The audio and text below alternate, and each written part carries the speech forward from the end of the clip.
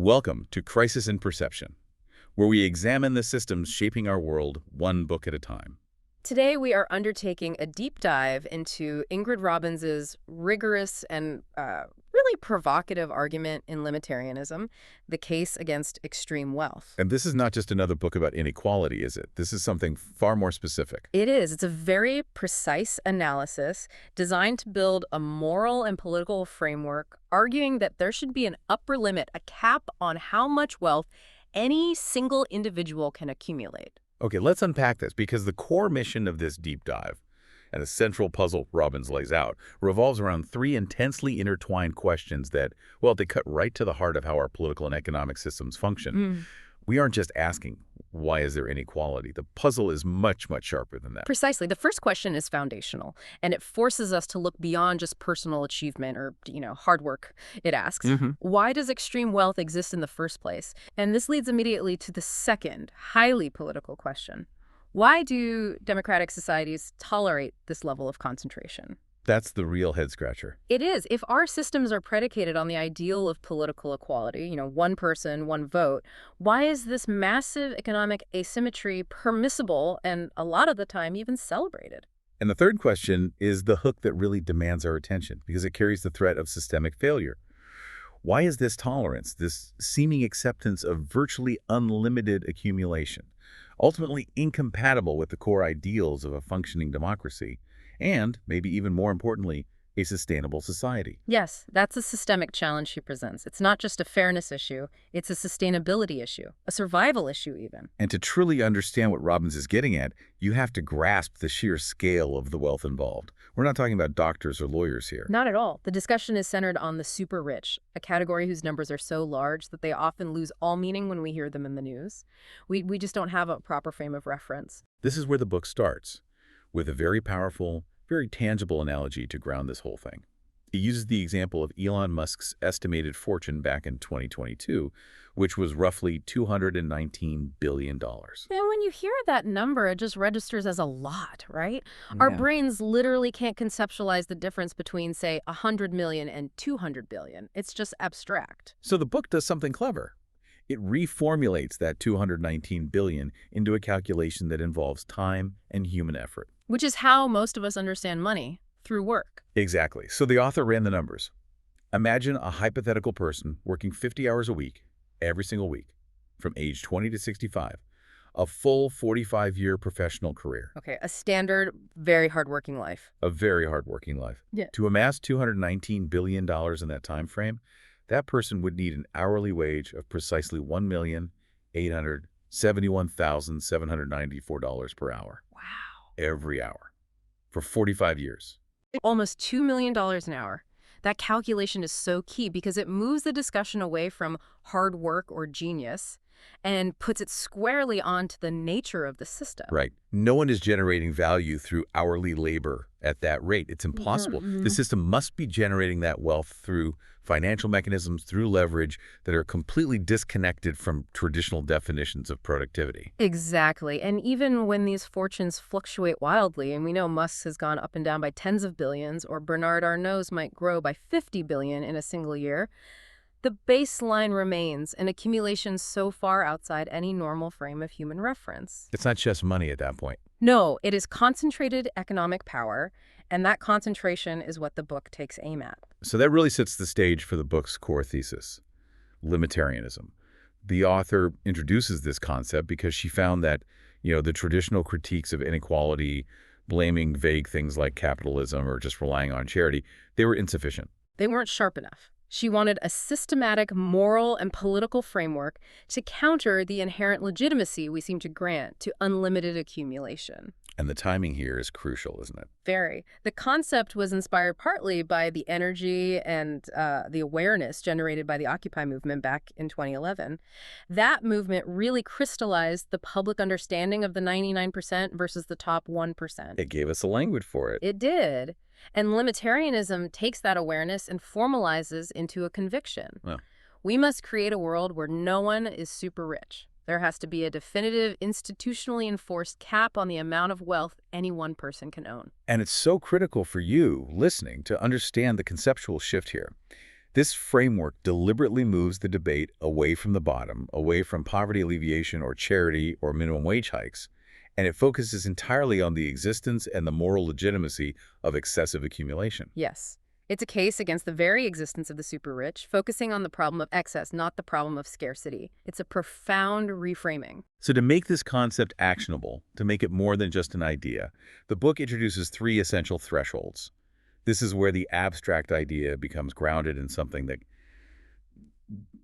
look like policy. Right. The first is what she calls the riches line. This is a conceptual marker, simply the point at which a person has more than enough to lead a very secure, flourishing, good life. So this isn't a hard number, it's more of a feeling, a state of being. It's a state of being, and it's context dependent. Living well in London is different than in rural Spain, of course, but the book suggests benchmarks for affluent nations. For instance, maybe $1 million in personal wealth provides true security and the ability to pursue a meaningful life without financial stress. Okay, so that's the first line. What's next? Next, we have the ethical limit. And this is the moral pivot point. This is the point where keeping excess wealth, the money you have beyond that riches line, becomes morally indefensible. Indefensible because? Because others are suffering from a lack of basic needs. If you have far more than you could ever need, and you withhold the surplus that could literally save lives or provide education or clean water, the moral pressure to redistribute becomes immense. The book suggests an ethical lower limit of $1 million, or euros, or pounds as a baseline for this discussion. And finally, the most provocative one. The political limit. This is the one that gets all the attention. This is the proposed upper cap that society would institutionally enforce. This isn't a suggestion for moral action, it's for mandatory structural reform. A law. A law, a hard ceiling. The book often cites a figure around $10 million or equivalent. Beyond this cap, wealth accumulation would be subjected to confiscatory measures, like a 100% tax rate on assets above that threshold, or mandatory redistribution. Now, I can already hear the objections. $10 million. Yeah. Someone listening is going to say, wait, isn't that totally arbitrary? Why that number? And won't that just destroy all incentive to innovate or start a business? That's absolutely the first thing you have to tackle, and the book is ready for it. It justifies the $10 million figure, not as some, perfectly calculated economic number, but as a robust political cap designed to achieve the goals of limitarianism. Which are not just about money. Not at all. It argues that $10 million, if you invest it responsibly, provides more than enough for a person and their family to enjoy an exceptional life luxury homes, international travel, complete security for generations, while effectively neutralizing their ability to wield dangerous political power. So it's about power, not just wealth. Crucially, yes. The $10 million limit is designed to prevent the concentration of power. It ensures that no single individual can become a plutocrat who can single-handedly distort democratic processes, buy media outlets, or influence policy through massive donations. It's a preventative measure against systemic political corruption enabled by wealth. And what makes the argument surprisingly compelling is that it's not just a hypothetical. The book provides concrete examples of people who have already adopted this limitarian ethos through their own actions. Right. This shows the underlying morality isn't impossible. It's just highly unconventional in our current system. Who's the prime example here? The prime example is Chuck Feeney, the co-founder of Duty-Free Shoppers. He accumulated billions, but developed this deep personal aversion to visible wealth. He spent his life giving away virtually all of his estimated $8 billion fortune anonymously. Anonymously. That's key. Long before the Gates or Buffett pledges. Long before. He eventually closed his foundations in 2020, ended up living in a rented apartment, and only kept about $2 million for his own security. He insisted his children live normal lives without massive inheritances. That is a staggering commitment to that ethical limit you mentioned. He didn't wait for the government to cap him. He saw he had more than enough and just deliberately channeled the rest back into society. It's an incredible story. And then there's a more contemporary example, Yvon Chouinard, the founder of Patagonia. Right, the reluctant billionaire. Exactly.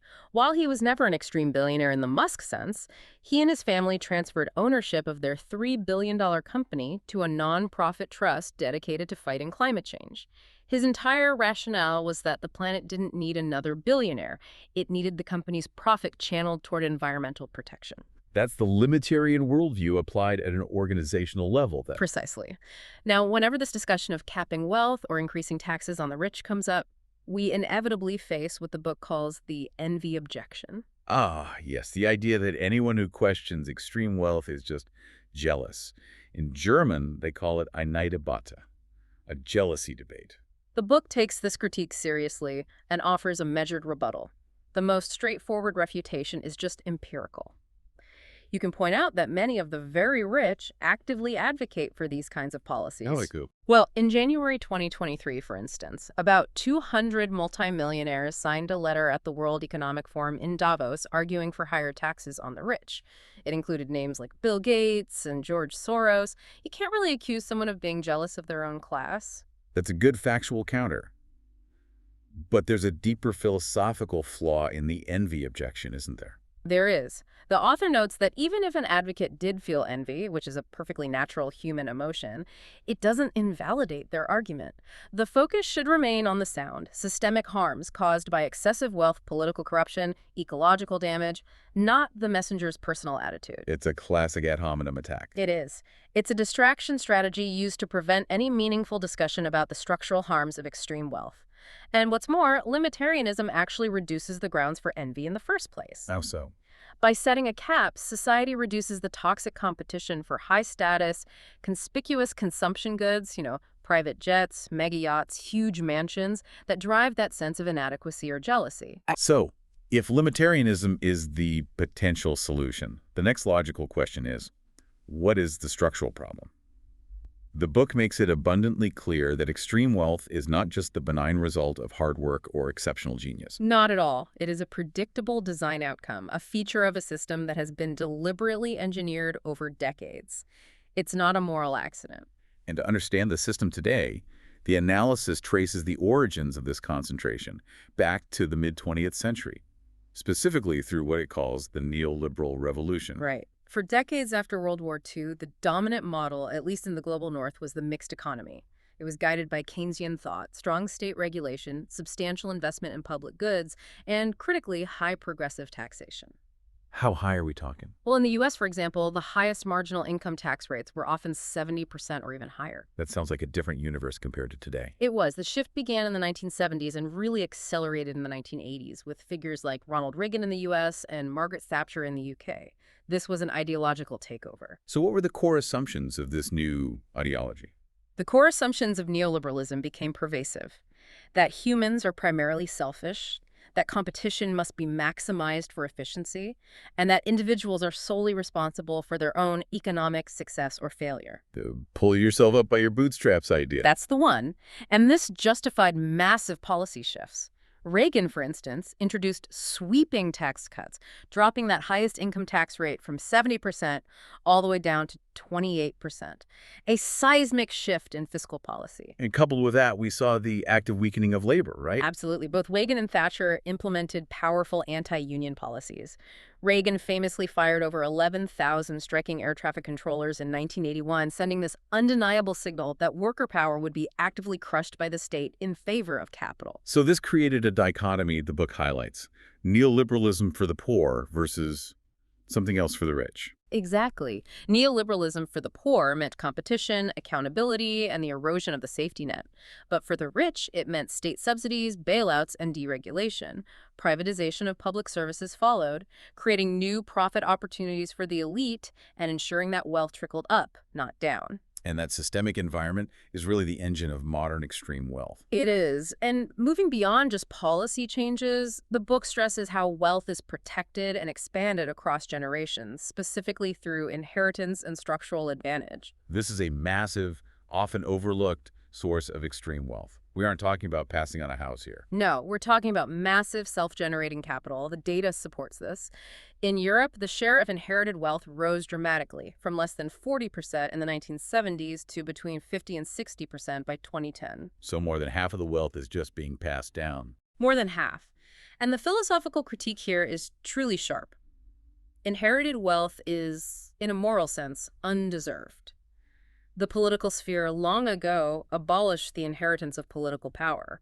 We don't pass down seats in Congress or titles of governance. So the book asks why we tolerate the inheritance of massive democracy-distorting economic power. Exactly. Large inheritances fundamentally undermine equality of opportunity and social mobility. They rig the game from the start. Furthermore, Robeyns argues that a significant portion of this concentrated wealth is what she terms dirty money. Wealth generated through practices that are harmful, immoral, or even illegal, even if they stay technically within manipulated legal boundaries. Right, and this is where historical injustices and contemporary predatory practices really converge. Let's start with historical wrongs, because they lay the moral foundation. The book cites an estimate of the lost wages for enslaved African Americans at $20.3 trillion. Any American families, institutions, or landholders who inherited wealth from slave owners today hold fortunes that are, well, they're tainted by that systematic genocidal exploitation. And addressing this requires restorative justice. It does, which is why you see institutions like the University of Glasgow, which benefited from slave trade money, pledging substantial funds to redress those links, or the Trevelyan family publicly apologizing for their ancestors' role in slavery and setting up a community fund in Grenada. But dirty money is not just historical.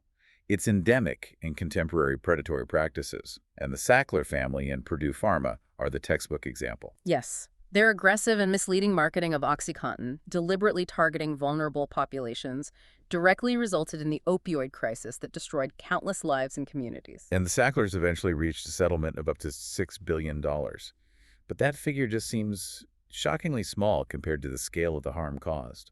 It is. That money was secured by systematically deceiving doctors and patients. The wealth accumulated through the mass addiction and suffering of millions remains, in the book's view, permanently stained, morally indefensible. Then there's the sheer disregard for human life in the pursuit of profit, exemplified by the Bhopal disaster in 1984. A horrifying case. Union Carbide settled for only $470 million for a chemical leak that killed thousands. That's a fraction less than 5% of what a similar claim would have yielded in the U.S., which would have been over $9 billion. And here is the ethically corrosive part, the real kicker. The stock market actually reacted positively to that settlement. Union Carbide stock prices rose by about 7%. Why? Because the market rewarded them for avoiding paying adequate compensation for mass death. The money saved through corporate negligence instantly became clean profit for the company and its shareholders. That single fact seems to perfectly encapsulate the ethical corrosion we're talking about. And we see it in worker exploitation too, right? The book mentions Amazon. Yes, Amazon's relentless pursuit of profit involves these grueling, heavily monitored labor conditions in its fulfillment centers, all while Jeff Bezos holds over $100 billion and workers fight just to unionize. It shows a profit division that is skewed entirely toward shareholders, not the people creating the value. Finally, we turn to how the system actively protects this money through tax evasion and the wealth defense industry. The book estimates the U.S. net tax gap, that's taxes owed but not paid, at a staggering $470 billion annually. And this isn't some hidden secret. It's a known policy choice. It is. Enforcement bodies like the IRS are chronically underfunded, largely because the wealthy elite successfully lobby to reduce enforcement capabilities. It's a deliberate starving of the beast. And then the ultra-rich use this entire professional infrastructure. The wealth defense industry, she calls it. Lawyers, accountants, financial planners, all dedicated to concealing wealth. The top 0.01% are the biggest beneficiaries of offshore havens, successfully evading about 25% of the taxes they owe. And this isn't just avoidance, it's influence. It's about changing the laws themselves. Exactly. Lobbying efforts have successfully shifted the burden of taxation away from capital, which the rich rely on, to labor, which the working and middle classes rely on. What used to be illegal or immoral is now simply morally indefensible legal tax avoidance because the laws have become plutocratic, written by and for the rich. So if the system is designed to accumulate and protect extreme wealth, the consequences are profound.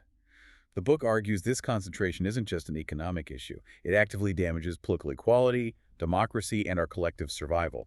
That's the critical link. The existence of the super-rich fundamentally violates a democratic principle that all citizens should have an equal say. Massive wealth translates directly into these huge power asymmetries. One of the starkest examples of this power conversion is buying citizenship or residency, often called golden passports or golden visas. Right. The super-rich use these schemes offered by countries like Malta, Cyprus, or Antigua to secure tax advantages or, just for security. A bolt hole. The case of Peter Thiel is a great example. It is. A prominent billionaire who, after spending just 12 days in the country over 5 years, was granted New Zealand citizenship. He reportedly viewed it as a plan B against social unrest or climate catastrophe. It shows how wealth can literally buy an escape route from collective problems. And this stands in such a shocking moral contrast to the treatment of refugees. It's night and day. While the super-rich buy their way into stable democracies for tax reasons, refugees fleeing danger or extreme poverty face immense resistance, restrictive asylum processes, and often inhumane conditions.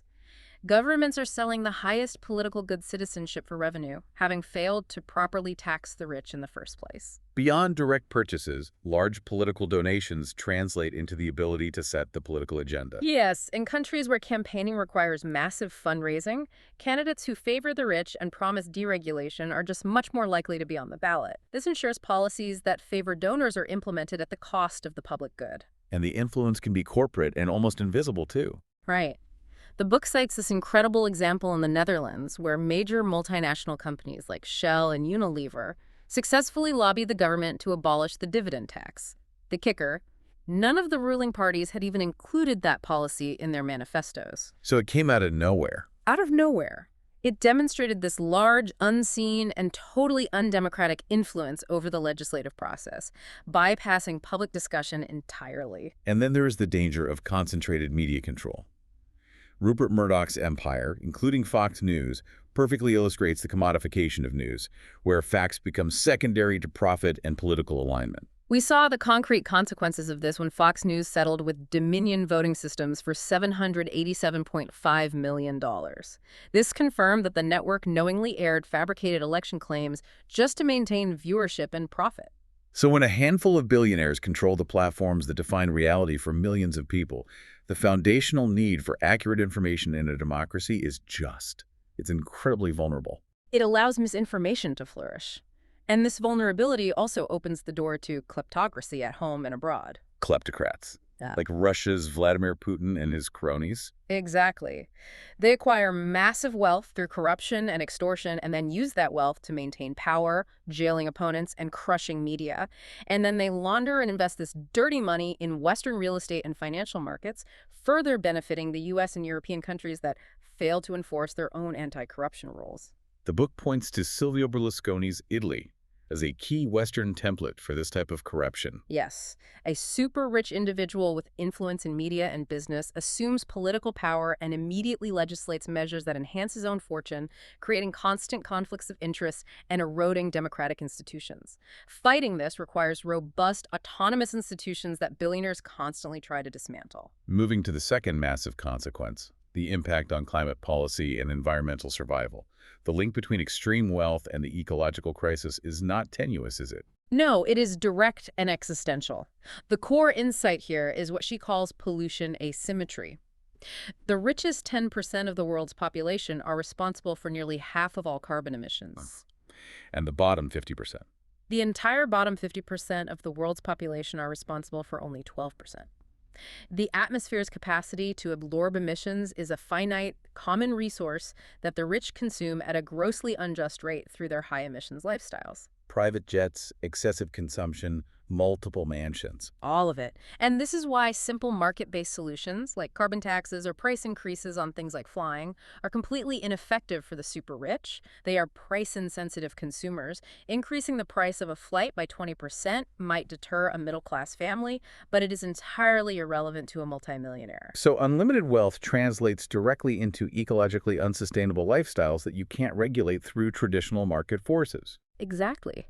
And furthermore, the industries that profit from those lifestyles, fossil fuel companies, spend billions lobbying against effective climate action and promoting misleading solutions. The book uses the example of Shell, suggesting that paying a cent extra per liter of fuel for tree planting somehow makes your mileage carbon neutral. A claim later found to be untrue and misleading. Limiting wealth is necessary for environmental stability because it restricts the power of both the high-emission consumer class and the deeply entrenched industries that profit from these unsustainable practices. Finally, let's look at the impact on social trust and poverty. The book is explicit here. Extreme wealth is structurally keeping the poor in poverty. And the evidence lies in looking at the absolute monetary gains. While optimists often point to percentage increases in income for the global poor, the famous elephant graph, looking at the absolute dollar amounts, reveals a staggering, almost impossible disparity. What are the numbers? Between 1980 and 2016, the bottom 90% of the world's population gained a modest average of $193. In that same period, the top 1% saw their annual income boosted, on average, by $124,897. Wow. The rich have taken almost all of the value created by global economic expansion. And this disparity is particularly jarring in affluent nations. It is. Despite vast national wealth, the U.S. bottom half holds just 2.8% of national wealth. A shocking 1 in 3 families cannot cover an unexpected $400 expense. That's evidence that the system, designed under neoliberalism, actively pushes people into poverty traps. Absolutely. And this wealth inequality has a profound racial and gender dimension, especially in the U.S. Latino and Hispanic people, making up nearly 20% of the population, hold less than 3% of all wealth. Black Americans hold less than 5%. So tax deductions on wealth, like favorable treatment of capital gains, inherently exacerbate this racial gap, ensuring wealth remains concentrated among white, often male demographics. We've established the structural harms and the systemic design of wealth accumulation. But the core of the book is the moral argument, the claim that even if wealth is acquired legally, accumulating unlimited amounts is still morally indefensible. Yes, and this starts with challenging the foundational libertarian and neoliberal assumption that your pre-tax earnings are inherently yours, a natural right. Robeyns relies on the philosophical insight that property is a social contract. The idea being that property rights, the market, and the state, which is funded by tax, are an inseparable package deal. Exactly. You cannot have secure ownership, you cannot engage in complex contracts, you cannot have a functioning market without the state providing protection police, courts, infrastructure, a stable currency system. So the claim that we have an individual moral right to the entirety of the income we earn on the market is a mistake. It's a mistake. All property is conventional. It follows from agreements we make as a society. This means some degree of tax on income and wealth is always legitimate payment for this system. The rich are not having their property stolen by tax. They are paying for the socioeconomic framework that makes their accumulation possible in the first place. And the most obvious case of morally undeserved wealth that benefits from this system is inheritance. We discussed the stats earlier. It's a massive and growing source of extreme wealth. Since we abolished the inheritance of political power centuries ago, we have to be willing to ask why we tolerate the inheritance of massive economic power. Because it fundamentally transmits intergenerational inequality and undermines the meritocratic ideal. It does.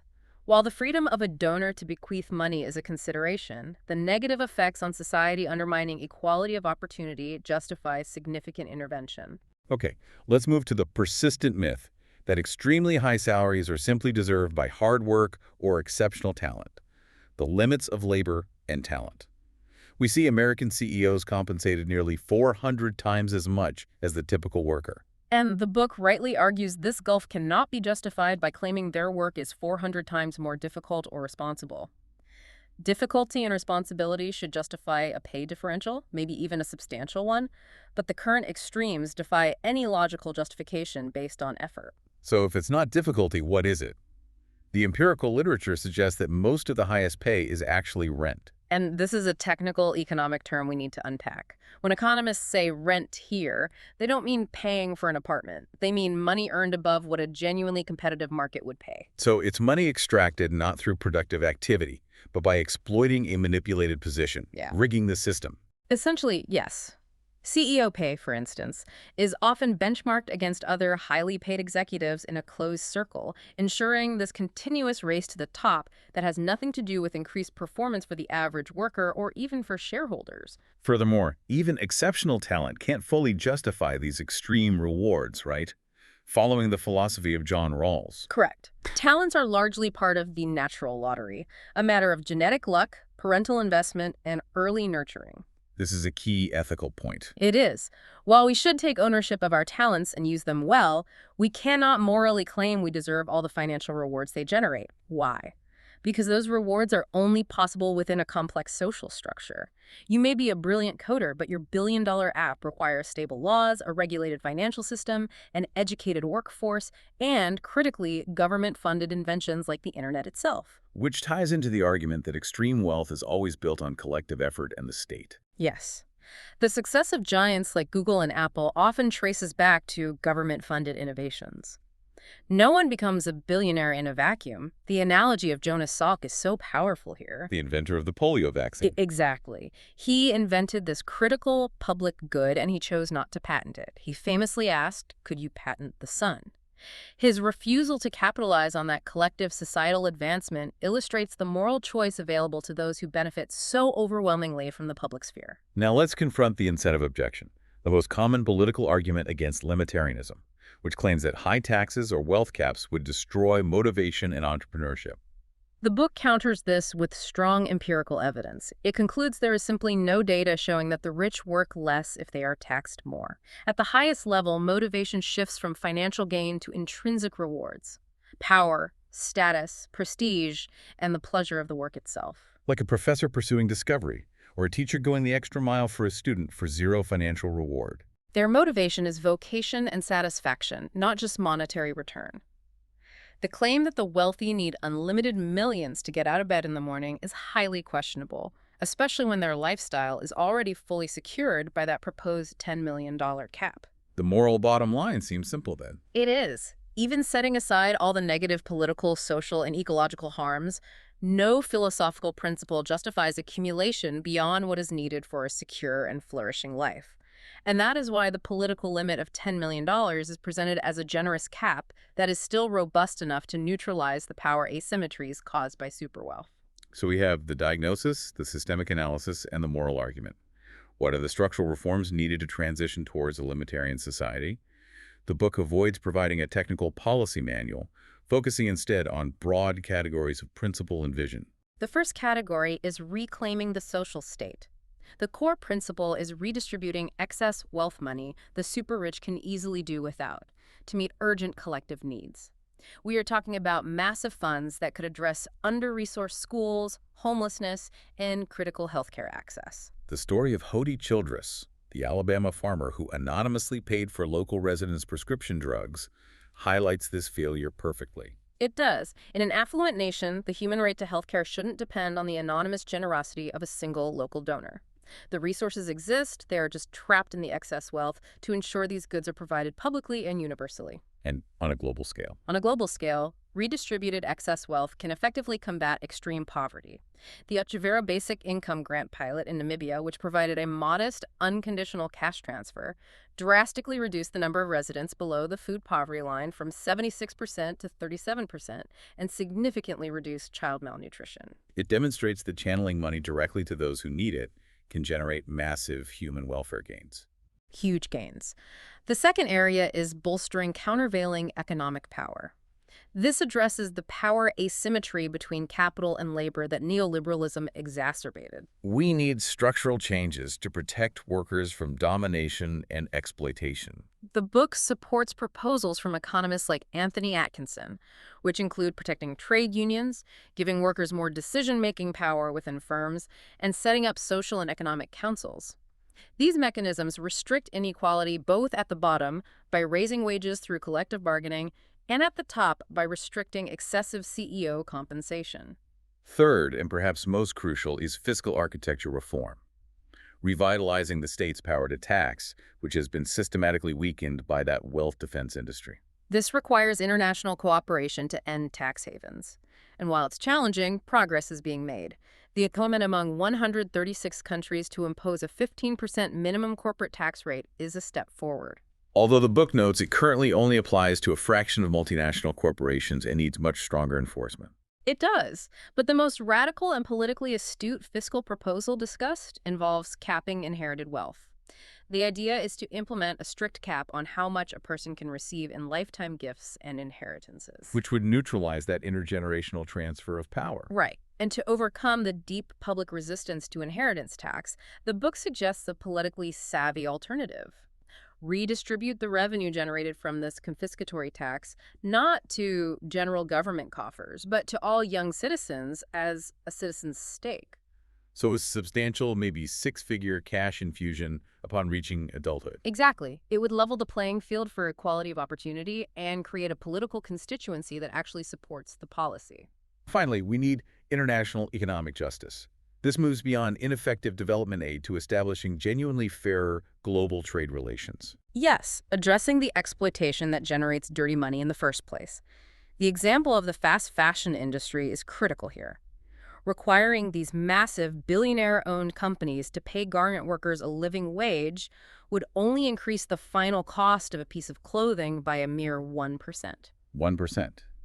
That small margin demonstrates unequivocally that wealth hoarding and poverty wages are intimately connected. And that moderate profit acceptance could generate massive human welfare gains globally. Limitarianism isn't just a platform of policy proposals, then. It requires a profound cultural and psychological shift in how we define success and human connection. Absolutely. We have to abandon the core neoliberal belief that we are atomized, self-sufficient individuals. This means directly challenging the myth of meritocracy, the idea that anyone can pull themselves up by their bootstraps, citing rare exceptions like Oprah Winfrey or J.K. Rowling. The book argues this narrative is incredibly convenient for the dominant class.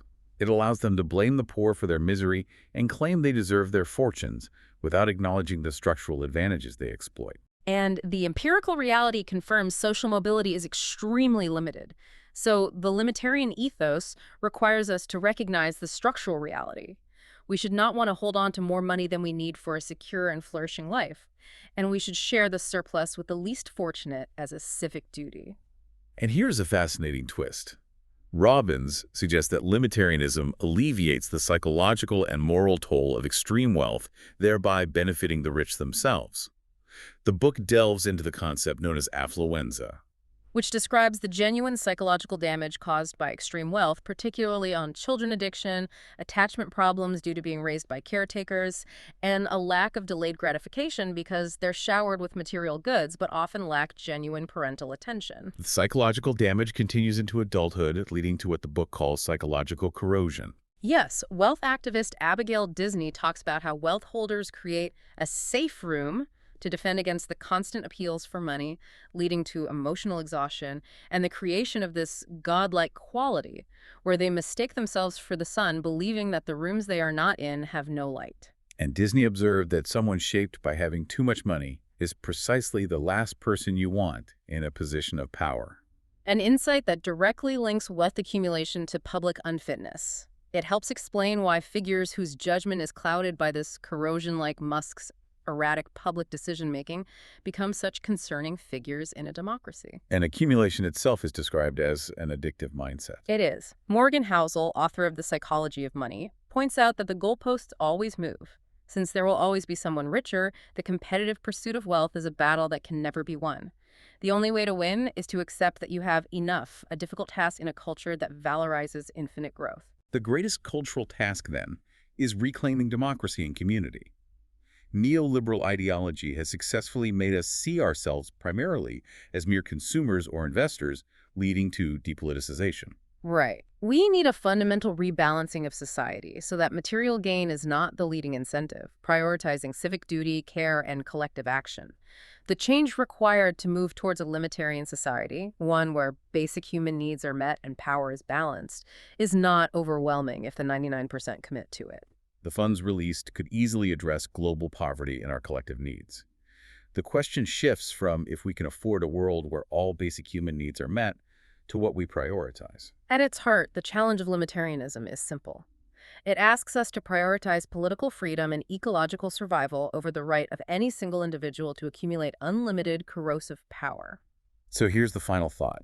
If the negative psychological effects of extreme wealth make the ultra-rich morally corroded and unfit for positions of public power, what are you doing today to ensure that your local democracy is protected from those who have too much? For the full, long-form deep dive into this book and its ideas, follow the link in the description. If you enjoy these explorations, please subscribe and comment with books or topics you'd like us to examine next.